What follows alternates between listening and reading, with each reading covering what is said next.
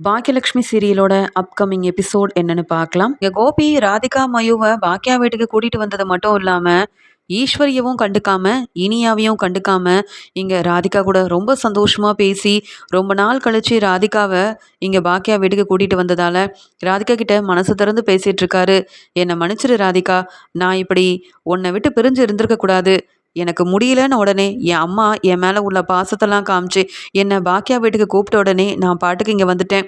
உன்னை பற்றியும் மயுவை பற்றியும் யோசிக்காம பொறுப்பே இல்லாமல் இருந்துட்டேன். ஆனால் இப்போ பாக்கியாவோட வீட்டில் எவ்வளோ சந்தோஷமாக இருக்குது தெரியுமா? என் அம்மாவும் இருக்காங்க, எனக்கு பிடிச்ச நீயும் என் கூடயே இருக்க, எனக்கு ரொம்ப நிம்மதியாகவும் சந்தோஷமாகவும் இருக்குது ராதிகா அப்படின்னு பேசிகிட்டு இருக்கும்போது, ஆமாம் பாக்கியா நம்ம இந்த வீட்டுக்கு வந்த உடனே ஏதாவது சொல்வாங்கன்னு நினச்சேன். ஆனால் பாக்கியா நான் மயூன்னு இங்கே எல்லாரும் வந்ததை பார்த்து ரொம்ப சந்தோஷப்படுறாங்க அப்படின்னு சொல்ல, அதுக்கு உடனே கோபி சொல்கிறாரு, பாக்கியாவோட நல்ல மனசை புரிஞ்சுக்காம இத்தனை நாள் பாக்கியாவுக்கு நான் நிறைய பிரச்சனை கொடுத்துட்டேன். ஆனால் நான் இந்த வீட்டுக்கு வந்ததுக்கு அப்புறமா தான் பாக்கியாவை பற்றியே புரிஞ்சுக்கிட்டேன். பாக்கியா பெரிய திறமசாலி, புத்திசாலி. அது மட்டும் இல்லாமல் குடும்பத்தையும் பார்த்துக்கிட்டு ஹோட்டலையும் நல்லபடியாக நடத்தி ஒரு குடும்பத்தையே தனி ஆளாக நின்று எவ்வளோ அழகாக பார்த்துக்கிறான்னு பார்த்தல. அதே மாதிரி நீ இந்த வீட்டுக்கு வரதுக்கு கூட அம்மா தான் கோவப்பட்டாங்க. நீ இந்த வீட்டுக்குள்ளே இருக்கக்கூடாது, நீ வெளியில் போயிடணும்னு அம்மா நினச்சாங்க. ஆனால் பாக்கியா நானும் நீயும் ஒன்று சேர்ந்து வாழணும்னு ஆசைப்பட போய் தான் நீ மயுவை கூட்டிகிட்டு இங்கே வந்த உடனே எதுவுமே சொல்லாமல் அமைதியாக இருந்துட்டா பாக்கியா. பாக்கியாவோட நல்ல மனசு யாருக்குமே வராது. இப்போ கூட மயுவுக்கு துணையாக பாக்கியா தான் இருக்கா அப்படின்னு பாக்கியாவை ரொம்பவே புகழ்ந்து பாராட்டி பேசுகிறாரு கோபி. அது மட்டும் இல்லை ராதிகா, நம்ம இங்கே இருக்கிறதுக்கு நம்ம இங்கே தங்கிக்கிறதுக்கும் இங்கே பாக்கியா கண்டிப்பாக வாடகை கொடுத்துட்டு தான் தங்கணும் அப்படின்னு சொல்லியிருக்கா தெரியுமா? அம்மாவுக்கு இதனால் ரொம்ப கோபம் வந்தது. என் பையன் கோபி தங்கவே நீ வாடகை பணம் கேட்பியான்னு கேட்டாங்க. அதுக்கு உடனே பாக்கியாவும் சரியான காரணத்தை சொன்னான். பாக்கியா மேலே நான் எவ்வளவோ கோவப்பட்டிருக்கேன், ஆனால் பாக்கியாவோட புத்திசாலித்தனத்தை பார்க்கும்போது இப்போ எனக்கு ரொம்ப பெருமையாக இருக்குது அப்படின்னு சொல்லிட்டுருக்காரு. அதுக்குடனே ராதிகாவும் முன்னாடியே பாக்கியாவோட அருமை தெரிஞ்சிருந்தா நீங்கள் என்னை கல்யாணம் பண்ணியிருக்க மாட்டீங்களா கோபி அப்படின்னு சொல்ல, அதுக்குடனே கோபியும் அப்படி தெரிஞ்சிருந்தா உண்மையாக வேற யாரையும் நான் ஏறெடுத்து கூட பார்த்துருக்க மாட்டேன் ராதிகா. நான் என் பசங்க பாக்கியான்னு இங்கேயே இருந்திருப்போம். என்ன செய்ய, அப்போ பாக்கியாவோட அருமை தெரியல, இப்போ தான் எனக்கு எல்லாமே புரிய வருது அப்படின்னு சொல்லி பேசிகிட்டு இருக்காங்க. இன்னொரு பக்கம் பாக்கியாவோட வீட்டுக்கு ராதிகா இங்கே கோபி மயூனி எல்லாரும் வந்ததால் அக்கம் பக்கத்தில் உள்ள எல்லாரும் மறுபடியும் பாக்கியாவும் கோபியும் ஒன்று சேர்ந்துட்டாங்க போல அப்படின்னு பேசிக்கிறாங்க. அதனால் அக்கம் பக்கத்தில் உள்ளவங்க பாக்கியா கிட்ட இதை பற்றி கேட்கணும் அப்படின்னு நினைக்கிறாங்க. இங்கே கோபிக்கு வாடகைக்காக தான் கோபியை இங்கே தங்க விட்டுருக்கிறதா பாக்கியா மேலே ரொம்பவே கோவத்தில் இருக்கிற ஈஸ்வரி பாக்கியாவை திட்டுறாங்க. ஏன் பாக்கியா, இது உன் வீடாகவே இருந்தாலும் கோபி இங்கே தங்குறதுக்கு கூட நீ பணம் கேட்பியா என்ன? நீ ரொம்ப மாறிட்ட பாக்கியா. இப்போ உனக்கு முக்கியம் பணம்னு தோணுது. அது மட்டும் இல்லாமல் பிஸ்னஸ் செய்யணும், நிறைய சம்பாதிக்கணும்னு ஆசைப்படுற, மற்றவங்களோட மனசை புரிஞ்சிக்க மாட்டேங்கிற. என் பையன் கோபிக்கிட்டேயே பணத்தெல்லாம் கேட்குற பாத்தியா அப்படின்னு சொல்ல, அதுக்குடனே பாக்கியா சொல்கிறாங்க, அத்தை நான் என்ன பெரிய தப்பு பண்ணிட்டேன்னு என்னை நிற்க வச்சு கேள்வி கேட்குறீங்க? உங்கள் பையன் வந்து தங்கியிருந்தார் உங்களுக்காக. இப்போ அவர் அவர் குடும்பத்தோடு போய் இருக்கட்டும்னு சொன்னால் ராதிகா மயூனி எல்லாரையும் கூப்பிட்டு வந்திருக்காங்களே. அப்போ எல்லாரையும் பார்த்துக்கிறதுக்கு நான் மட்டும் சம்பாதிக்கணும், கஷ்டப்படணுமா? இந்த வீடை என்ன உங்கள் பையன் என்கிட்ட சும்மாவா கொடுத்துட்டு போனார்? இந்த வீட்டுக்காக 20 லட்ச ரூபா பணத்தை வாங்கிட்டு தானே போனார். அந்த பணத்தையும் நான் கொடுக்கறதுக்கு எவ்வளோ கஷ்டப்பட்டேன். அதுக்காக கோபியும் இந்த ராதிகாவும் என்னை நிற்க வச்சு என்ன பேச்சு பேசினாங்க. அப்போல்லாம் நீங்கள் எனக்கு சப்போர்ட் பண்ணவே இல்லையேத்த. இப்போ உங்கள் பையனுக்கிட்ட வாடகை பணம் கேட்ட உடனே கோபிக்கு சப்போர்ட் பண்ணுறீங்க. ஏன்த்த என்ன ஒரு மாதிரியும் உங்கள் பையனை ஒரு மாதிரியும் பார்க்குறீங்க? உங்கள் பையன் உங்களை மதிக்காமல் உங்களை அவமானப்படுத்திட்டு போனப்ப இந்த பாக்கியா ரொம்ப நல்லவளாக தெரிஞ்சா. இப்போ உங்கள் பையன் மேலே உள்ள பாசத்தில் என்ன கேள்வி கேட்குறீங்களா? உங்கள் பையன் கோபியால் நிறைய பிரச்சனை வந்திருக்குத்த. அதிலலாம் அவமானப்பட்டு தலை குனிஞ்சு எப்படியோ அந்த பிரச்சனையிலேருந்து வெளியில் வந்திருக்கேன். அதனால் ஏற்கனவே கோபி எனக்கு தர வேண்டிய பணமே நிறையா இருக்குது. கஸ்டமருக்கெல்லாம் எவ்வளோ பணம் கொடுத்தேன், அது எல்லாத்தையும் கோபிக்கிட்ட வாங்காமல் நான் விட போகிறதில்ல. அதனால தான் நீங்கள் எவ்வளவோ எடுத்து சொன்னியும் நான் கம்ப்ளைண்ட்டை வாபஸ் வாங்கக்கூடாதுன்ற ஒரே எண்ணத்தில் இருக்கேன். அதை முதல்ல புரிஞ்சுக்கோங்க அத்தை. கோபி உங்களுக்கு பையனாக இருக்கலாம், அந்த பாசத்தில் நீங்கள் பேசுகிறீங்க. ஆனால் எனக்கும் கோபிக்கும் எந்த சம்மந்தமும் இல்லை. அவர் எனக்கு யாரோ தான், என் பசங்களோட அப்பா, அவ்வளவுதான். அதுக்காக வீட்டில் வந்து நீங்கள் இருந்துக்கோங்க அப்படின்னு சொல்லி கோபி குடும்பத்துக்கே என் வீட்டில் இடம் கொடுக்க முடியாது. வரவங்க போகிறவங்க எல்லாரும் இங்கே தங்கிட்டு போங்கன்னு என்னால் சொல்லவும் முடியாது. அதனால தான் கோபிக்கிட்ட வாடகை பணத்தை கேட்டேன். இதில் எந்த தப்பும் இருக்கிற மாதிரி எனக்கு தெரியல. நீங்கள் புரிஞ்சுக்கிட்டா புரிஞ்சுக்கோங்க. அப்படி இல்லை மறுபடியும் கோபிக்கு தான் சப்போர்ட் பண்ணி பேசுவேன்னா பேசிட்டு போங்க, எனக்கு அதை பற்றி கொஞ்சம் கூட கவலை இல்லை அத்தை, என்னை வேலையை பார்க்க விடுங்க அப்படின்னு சொல்லிடுறாங்க. பதில் பேச முடியாத ஈஸ்வரியும் இந்த கோபி வேற ராதிகாவுக்கு நிறைய பிரச்சனை செஞ்சுருக்கான், அதெல்லாம் மனசில் வச்சுக்கிட்டு சரியான சமயம் பார்த்து இந்த பாக்கியா என்னெல்லாம் செய்கிறா அப்படின்னு நினைக்கிறாங்க ஈஸ்வரி. அக்கம் பக்கத்தில் உள்ளவங்க பாக்கியாவை பார்க்க வீட்டுக்கு வராங்க. இதை பார்த்த ஈஸ்வரியும், ஆமாம் நீங்கள் எல்லாரும் எதுக்காக பாக்கியாவை தேடி வந்திருக்கீங்கன்னு கேட்க, அது வேற ஒன்றும் இல்லை, பாக்கியா கிட்ட ஒரு முக்கியமான விஷயத்தை பற்றி பேசிட்டு போகிறதுக்காக தான் வந்திருக்கோம் அப்படின்னு சொல்லிட்டு, பாக்கியாக்கா கோபி சார் உங்கள் வீட்டுக்கே வந்துட்டாராமே, அது மட்டும் இல்லாமல் நீங்களும் கோபி சாரும் ஒன்று சேர்ந்து வாழ ஆரம்பிச்சிட்டீங்க, பிரிஞ்ச நீங்கள் ஒன்று சேர்ந்துட்டீங்கன்னு எல்லாருமே பேசிக்கிறாங்க, இதெல்லாம் உண்மையாக்கா, தெரிஞ்சுட்டு போகலாமேன்னு தான் வந்தோன்னு சொல்ல, உடனே ஈஸ்வரியும், இதெல்லாம் உங்களுக்கு தேவையா, என் குடும்பத்தை பற்றி நீங்கள் எதுக்கு விசாரிக்கிறீங்க, நீங்கள் முதல்ல இங்கேருந்து கிளம்புங்கன்னு சொல்ல, அதுக்கு செல்வியும், அம்மா வேற என்ன கேட்பாங்க, கோபி சார் குடும்பமாக இங்கே வந்து இருந்தால் எல்லாரும் தெரிஞ்சவங்க சொந்தக்காரங்க அக்கம் பக்கத்தில் உள்ளவங்க கேள்வி கேட்க தான் செய்வாங்க, அதுக்கு நாமளும் பதில் சொல்லி தான் ஆகணும், இதுக்காக தானே பாக்கியா அக்கா சொன்னாங்க கோபி சார் இங்கே இருக்க வேண்டாம், அவங்க குடும்பத்தோட வேறு வீட்டில் போயிருக்கட்டும்னு, நீங்கள் தான் யார் பேச்சையும் கேட்கவே இல்லையே, அதான் வந்து கேள்வி கேட்குறாங்க, அக்கா நீ தான் பதில் சொல்லி அனுப்புக்கா அப்படின்னு சொல்கிறாங்க செல்வி. உடனே பாக்கியா ஈஸ்வரியை பார்த்துக்கிட்டு, அத்தை பார்த்தீங்களா இவங்கெல்லாம் கேள்வி கேட்பாங்கன்னு தான் உங்கள் பையன்கிட்ட வாடகை வாங்கிட்டு தான் இங்கே தங்கணும்னு சொன்னேன், இப்போயாவது புரிஞ்சுக்கிட்டீங்களா அப்படின்னு ஈஸ்வரியை பார்த்து சொல்லிட்டு அங்கே வந்தவங்க கிட்டலாம் சொல்கிறாங்க, நான் தான் கோபியை டிவோர்ஸ் பண்ணிட்டேனே, அப்புறம் எப்படி நான் ஒன்று சேர்ந்து வாழ முடியும், இது ஏன் நீங்கள் அடுத்தவங்க வீட்டு பிரச்சனையில் தலையிடுறீங்க, கோபியும் ராதிகாவும் ஒன்று சேர்ந்து தான் இங்கே குடும்பமாக வந்திருக்காங்க, அவங்க என் வீட்டில் வாடகைக்கு தங்கியிருக்காங்க, வாடகை பணத்தை வாங்கிட்டு தான் அவங்கள இங்கே தங்கவே விட்டுருக்கேன், நீங்கள் இப்படி சந்தேகப்பட்டு கேள்வி கேட்க வேண்டிய அவசியமும் இல்லை, நீங்கள் நினைக்கிற மாதிரி என்றைக்கும் நான் கோபி கூட சேர்ந்து வாழ போகிறதும் இல்லை, கோபிக்கும் ராதிகாவுக்கும் கல்யாணமானதுக்கு அப்புறமா இப்படி கேட்குறோமேன்னு கொஞ்சம் கூட உங்களுக்கு தப்பாக தெரியலையா, அடுத்தவங்க வீட்டில் ஏதாவது ஒரு பிரச்சனைனா உடனே வந்து கேள்வி கேட்க ஆரம்பிச்சிருவீங்க, போய் உங்கள் வீட்டு விஷயத்த பாருங்க அப்படின்னு திட்டி அங்கே வந்தவங்கள கேள்வி கேட்டு திட்டி பாக்கியா உடனே அங்கேருந்து அனுப்பிடுறாங்க. உடனே ஈஸ்வரி சொல்கிறாங்க, பாத்தியா பாக்கியா, நீ மட்டும் கோபி கூட ஒன்று சேர்ந்து வாழ்ந்திருந்தா இவங்க எல்லாம் இப்படி கேள்வி கேட்க வந்திருப்பாங்களா, ராதிகா உன் ஃப்ரெண்டாகவே இருந்தாலும் ராதிகா வாழ்க்கையை பற்றி யோசிக்கிற, உன்னை பற்றி நீ எப்போ யோசிப்ப, உன் வாழ்க்கையை பற்றி எப்போ யோசிப்ப, என்னதான் கோபி மனசு மாதிரி வந்துட்டான், நீங்கள் எல்லாரும் ஒரே வீட்டில் ஒன்றா இருக்க போகிறீங்கன்னு நினச்சேன், ஆனால் அந்த ராதிகா இப்படி மையோடு இந்த வீட்டுக்கு வருவான்னு நான் எதிர்பார்க்கவே இல்லை அப்படின்னு மனசு வேதனைப்படுறாங்க ஈஸ்வரி.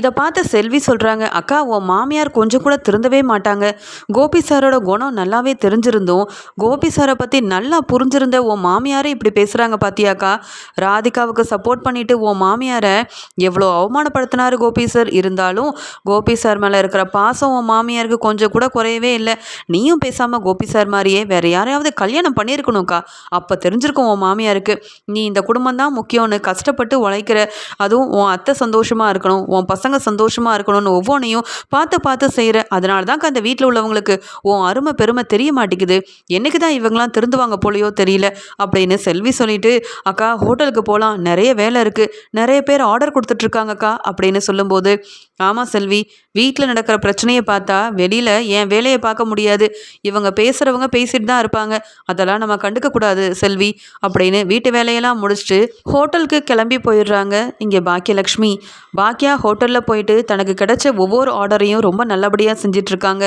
அந்த சமயம் அங்கே வந்த அமிர்தா பாக்கியா கிட்ட, நீங்கள் எல்லோரும் நல்லா இருக்கீங்கல்ல அப்படின்னு கேட்டுட்டு வேலையெல்லாம் செஞ்சிட்ருக்கும்போது உடனே செல்வியும், அது ஏன் அமிர்தா கேட்குற, வீட்டில் எவ்வளோ பிரச்சனை நடக்குது தெரியுமா, ஆனால் அக்கா அது எதையுமே கண்டுக்காமல் இருக்காங்க, கோபி சார் ராதிகா மயூனி எல்லாரையும் கூட்டிகிட்டு வந்துட்டாரு, இதெல்லாம் எழில் தம்பிக்கு தெரியுமா அப்படின்னு கேட்குறாங்க செல்வி. அதுக்கு அமிர்தாவும், இதை பற்றி பெருசாக அம்மா எதுவும் எழிலுக்கு ஃபோன் பண்ணி சொல்லவே இல்லை, ராதிகா உங்கள் வீட்டுக்கு வந்திருக்காங்களா அப்படின்னு கேட்க, ஆமாம் ஆமாம், ராதிகா கோபி சார் கூட ஒன்று சேர்ந்து வாழ பாக்கியா அக்கா வீட்டிலையே வந்திருக்காங்க, பாக்கியா அக்காவும் வாடகை பணத்தை கொடுத்துட்டு என் வீட்டில் தங்கிக்கோங்க அப்படின்னு சொல்லிட்டாங்க, ஆனால் ஈஸ்வரி அம்மா தான் பாக்கியா அக்கா மேலே ரொம்ப கோபமாக இருக்காங்க, மறுபடியும் கோபி சாரும் பாக்கியா அக்காவும் ஒன்று சேர்ந்து வாழணும்னு ஆசைப்பட்டு இருந்த ஈஸ்வரி அம்மாவுக்கு இங்கே பதில் சொல்கிற மாதிரி கோபி சாரும் ராதிகாவும் அங்கே வந்து ஒன்றா வாழ்கிறத பார்த்து பிடிக்கவே இல்லை அப்படின்னு சொல்ல, அம்மா எதுக்காக இப்படி ஒரு முடிவெடுத்தாங்க, கோபி அங்கிளே பாக்கியா அம்மா வீட்டில் தங்கியிருக்கிறது தப்புன்னு நாங்கள்லாம் நினைக்கிறோம்,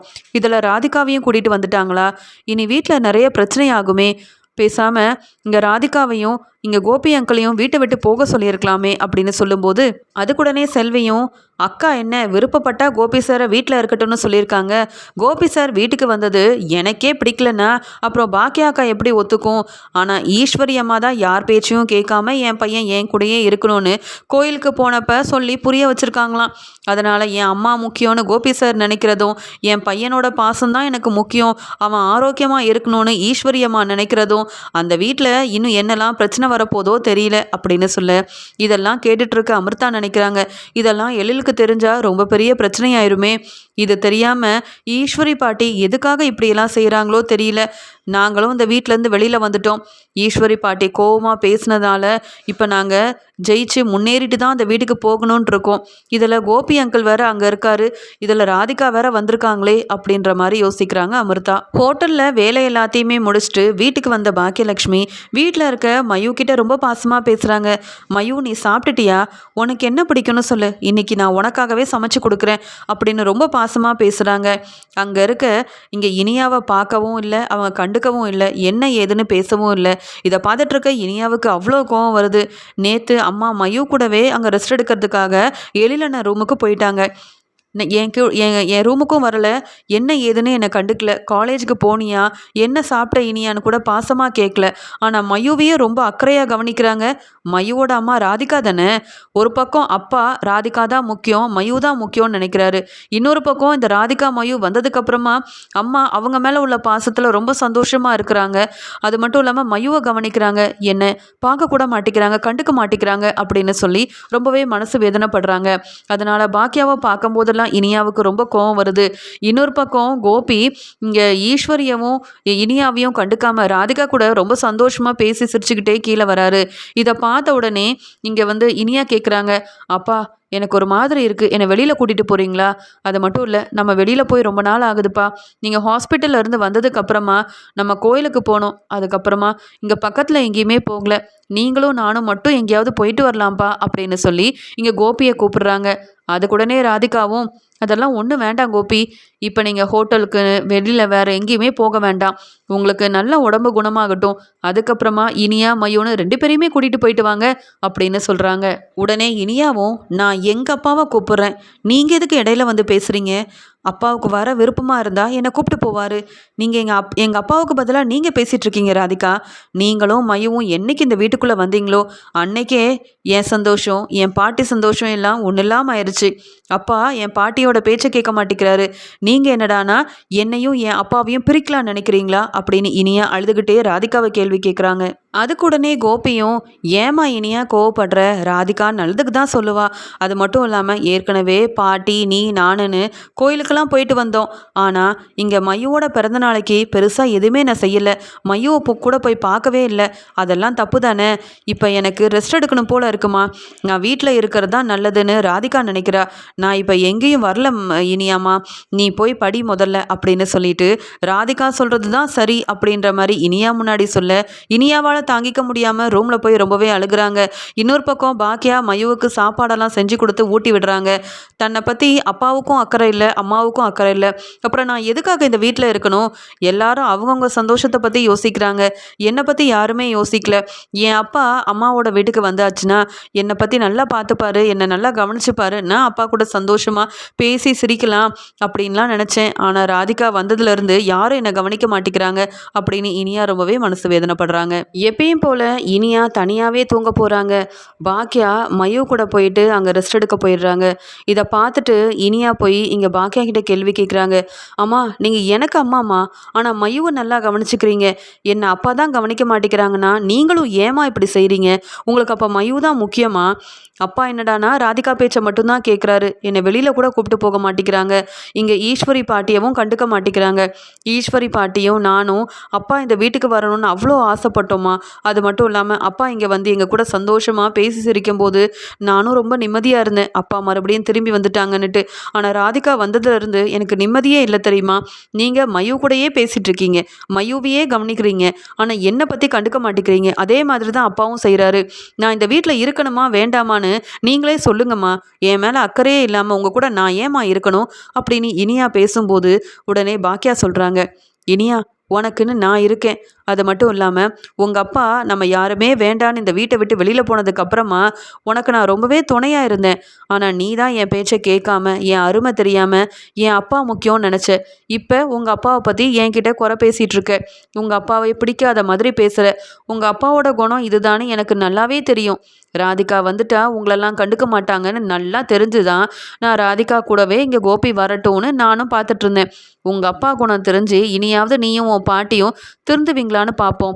உங்கள் அப்பாவுக்குன்னு தனியாக ஒரு குடும்பம் இருக்குது. அவரை தானே அவங்கள தானே அவர் கவனிக்கணும். அதை தான் அவர் சரியாக செஞ்சிட்ருக்காரு. மயு உன்னை விட சின்ன பொண்ணு.